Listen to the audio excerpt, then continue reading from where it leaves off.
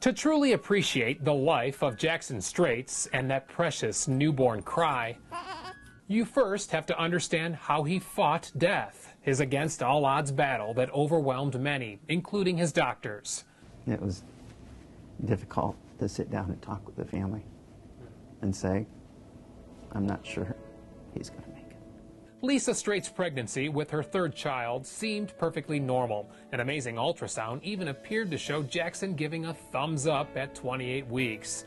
But that's also when the trouble started. They checked the heartbeat and his heart was racing around the 200s. Doctors at Akron Children's Hospital diagnosed the rapid heart rate as atrial flutter, and there was another major problem. This black thing which we see is the fluid inside the lung. There was also fluid in Jackson's abdomen and in his skin, a very serious condition known as hydrops. Well, their whole body swells up.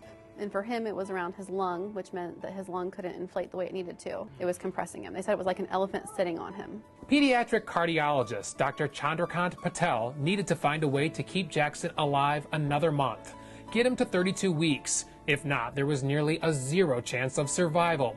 It was one of the most complex cases Dr. Patel had ever seen.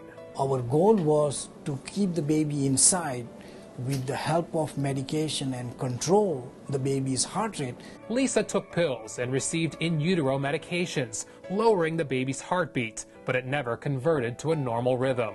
Lisa didn't think Jackson would make it. I had very little hope most of the time. While her husband, Robert, tried to stay positive. I knew that God was always there with us, but sometimes it was like, what's going to happen? Dr. Patel closely monitored mother and baby every 48 hours, and Jackson made it to 32 weeks.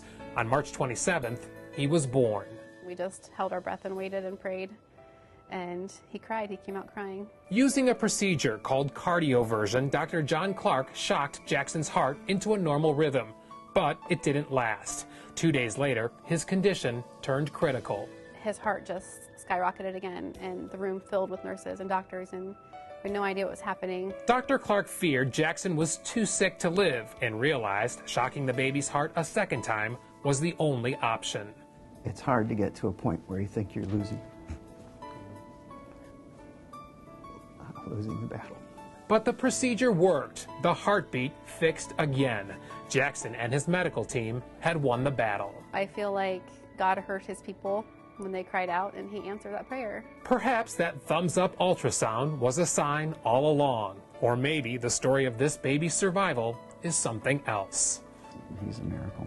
Jackson is approaching 3 months, doing great and getting to know his two sisters. The family made Team Jackson shirts and recently gave one to Dr. Clark. Yes, this just confirms my part of the team.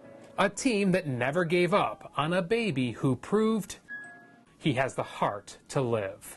In Akron, Bob Jones, News Channel 5.